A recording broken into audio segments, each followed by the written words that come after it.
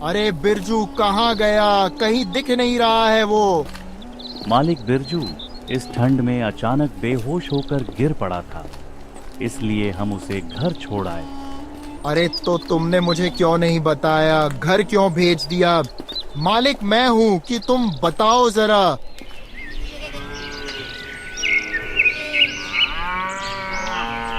रामपुर गांव में हरिया नाम का एक व्यापारी रहता था जो सेठ हरिश्चंद्र के यहाँ काम करता था।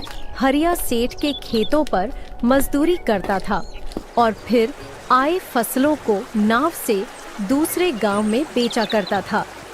जल्दी जल्दी करो, सारा समय यहीं पर लगा दोगे तो यह सामान लेकर कब जाओगे? अरे थोड़ा जल्दी जल्दी हाथ चलाओ। हाँ मालिक, सारा सामान नाव पर रख दिया है, बस ये कुछ चावल के बोरे ही रह गए हैं। बस इनको भी रखकर हम तुरंत ही निकल जाएंगे।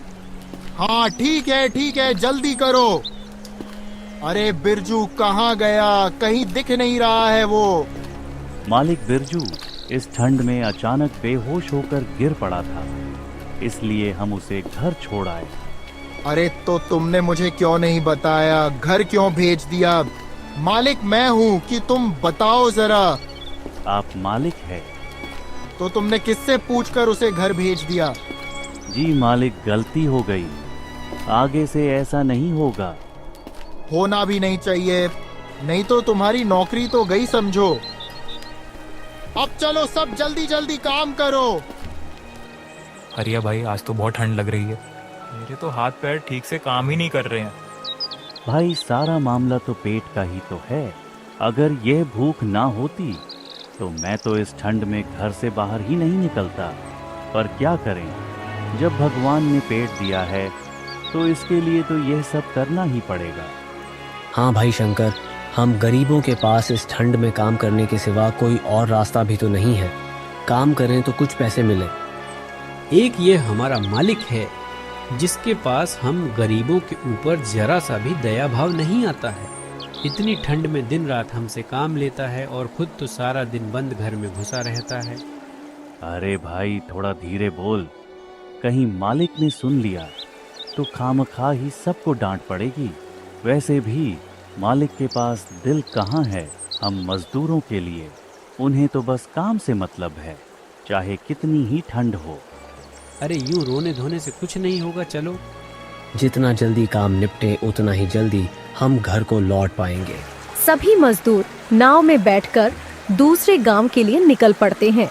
हरिया अपने परिवार के साथ एक छोटे से किराए के मकान में रहता था। हरिया सेठ हरिश्चंद्र के खेतों में खेती करके अपने परिवार का पालन पोषण करता था। हरिया का परिवार बहुत गरीब था और उनका घर भी टूटा फूटा था, जिस वजह से सर्दियों का मौसम आते ही उन्हें बहुत परेशानियों का सामना करना पड़ता था। माँ पिताजी को बोलो ना, वह छत की मरम्मत करवा ले और खिड़कियों को भी ठीक करवा दे। सर्दी का मौसम शुरू हो गया है। रात को जब खिड़की में से हवा आती है ना तो बहुत सर्दी लगती है। चिंता मत करो बेटा, मैं तुम्हारे पिताजी से कहकर इस खिड़की में पर्दा लगवा दूंगी, क्योंकि खिड़की लगाने के पैसे तो अब भी हमारे पास नहीं है, लेकिन पर्दा लग जाएगा तो उससे भी बहुत बचाव हो जाएगा। लेकिन माँ, पिछली बार जब हमने खिड़की पर पर्दा लगाया था तो तेज ठंडी हवा के कारण वह पर्दा उड़ गया था। मुझे नहीं लगता कि पर्दा लगाने का कोई भी फायदा होगा। एक बार कोशिश करके तो देख ही सकते हैं ना बेटा। तुम चिंता मत करो, मेरे पास कुछ पुरानी साड़ी पड़ी है। तुम्हारे पिताजी आएंगे तो उनसे कहकर खिड़की पर पर्दा टंगा दूंगी। थोड़ी देर बाद हरिया घर आता है। जरा सुनिए, इस खिड़की से बहुत ठंडी हवा आती है। यह लीजिए, आप इस पर पर्दा लगा दीजिए। ठीक है, अभी लगा देता हूँ, लेकिन मुझे नहीं लगता कि इससे कोई भी फर्क पड़ेगा।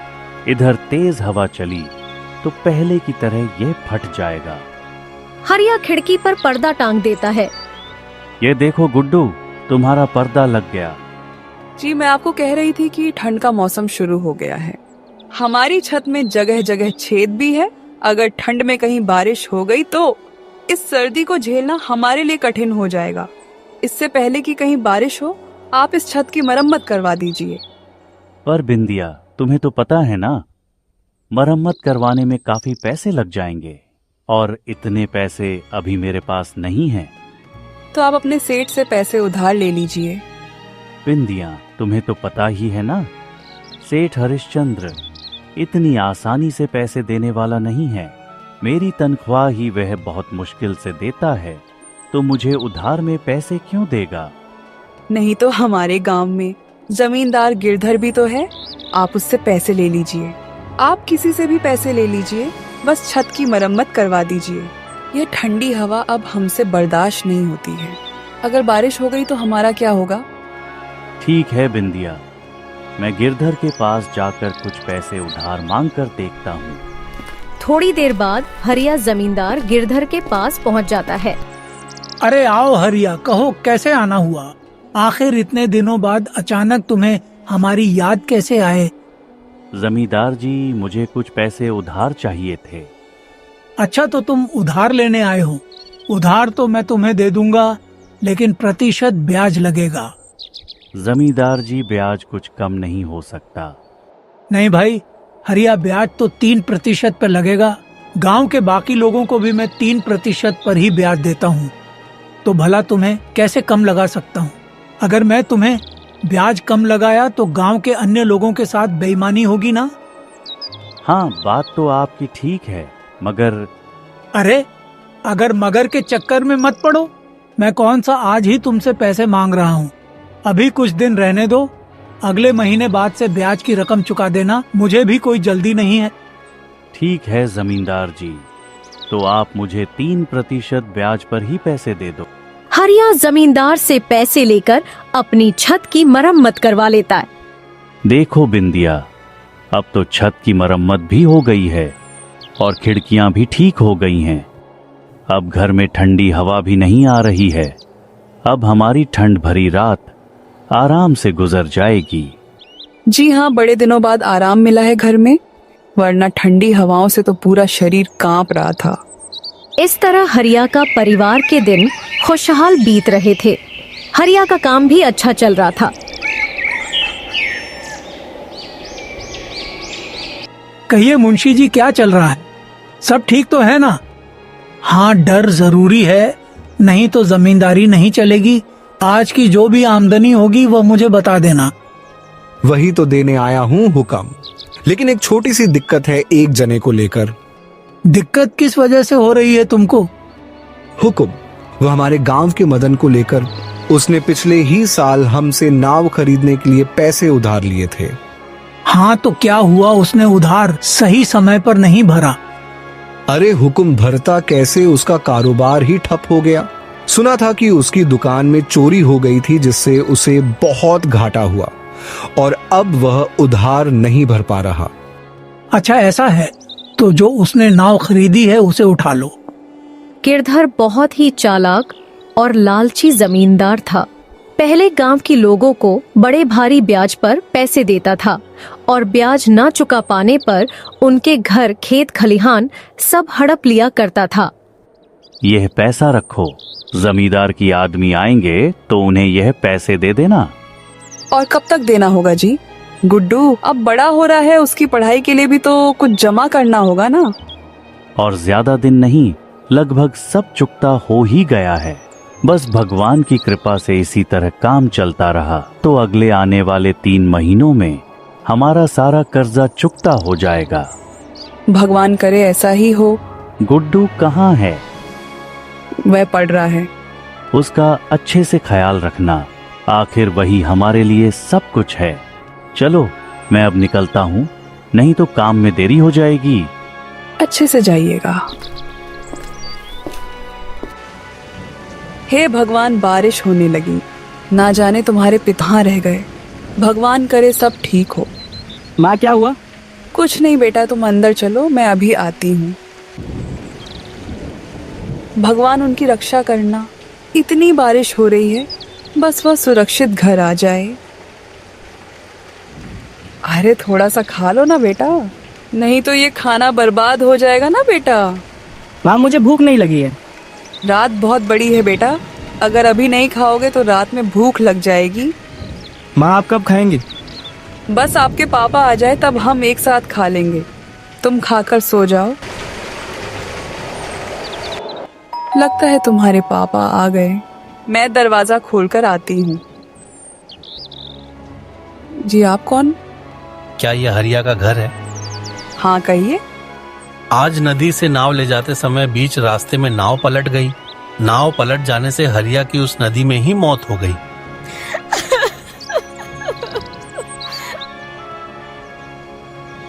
इसके बाद बिंदिया अपने जीवन में अकेली पड़ जाती है। उसके जीवन की सारी खुशियां चली जाती हैं। वह खुद तो दूर, वह अपने बेटे को भी 3 वक्त का ढंग से खाना नहीं खिला पाती है। ऊपर से जमींदार के पैसे ना लौटाने पर उसको खूब खरी खोटी सुननी पड़ती है। वह दिन के आधे समय में सिर्फ रोती रहती थी। उसे जीने की कोई इच्छा न थी, इसलिए वह खुद को मारना चाहती थी। लेकिन यह सब सोचते ही उसे अपने बेटे की याद आ जाती थी। अगर मैं भी चली गई तो मेरे बच्चे को कौन देखेगा? नहीं, मैं कमजोर नहीं पड़ सकती। मुझे जीना होगा अपने बेटे के लिए। हम दोनों माँ बेटे को जीना ही पड़ेगा। लेकिन कुछ भी करूं, कुछ पैसे तो चाहिए ही, वह मैं कहाँ से लाऊंगी? जमींदार बाबू को तो वैसे ही पैसे देने हैं। अगर उनसे मांगूंगी तो क्या वह देंगे? जो भी हो, एक बार बोलकर देखती हूँ, हो सके दे। हरिया का और कितना पैसा निकल रहा है? जो उधार लिया था उसका 80% तो चुका दिया।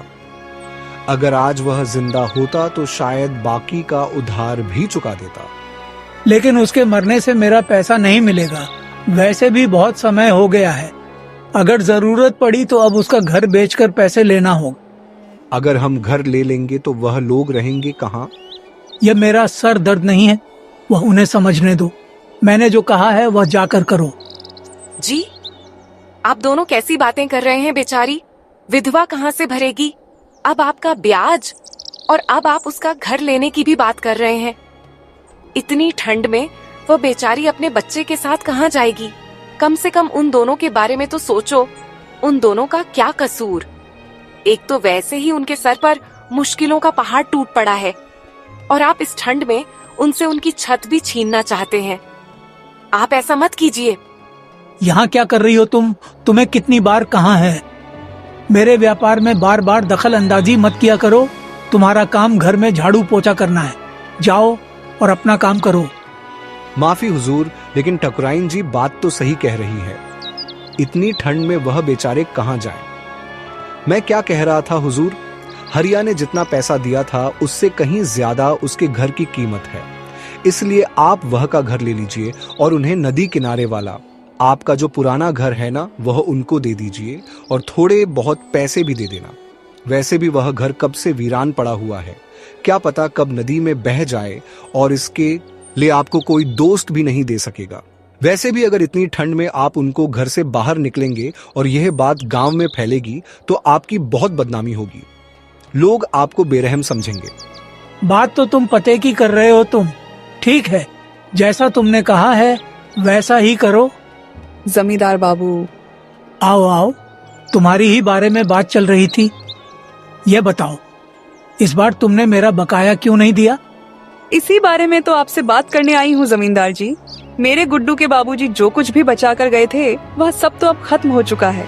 अभी 2 वक्त का खाना भी ठीक से नहीं मिल रहा। अभी किस तरह आपके पैसे वापस करूं? अब ऐसे तो काम नहीं चलेगा। पैसे जब तुमने लिए हैं तो तुम्हें ही वापस करने होंगे ना। वह तो मैं जानती हूँ, लेकिन मैं छोटे से बच्चे को लेकर क्या काम करूंगी? वैसे मैंने हुक्म से बात तो की है। तुम्हारा जो घर है वह तुम जमींदार जी को दे दो और बदले में नदी के किनारे वाला जो जमींदार बाबू का घर है ना, वह ले लो और साथ में कुछ पैसे भी। लेकिन वह घर तो कब से वीरान पड़ा है। वहाँ पर हम किस तरह रहेंगे और क्या खाएंगे? इन पैसों से तुम नदी के किनारे खाली वाली जगह पर खेती कर सकती हो और फसल को बाजार में बेचकर अपना परिवार चला सकती हो। मैं इससे ज्यादा कुछ नहीं कर सकता हूँ। इसके बाद बिंदिया अपने बेटे को लेकर उस घर में चली जाती है। जितना हो सके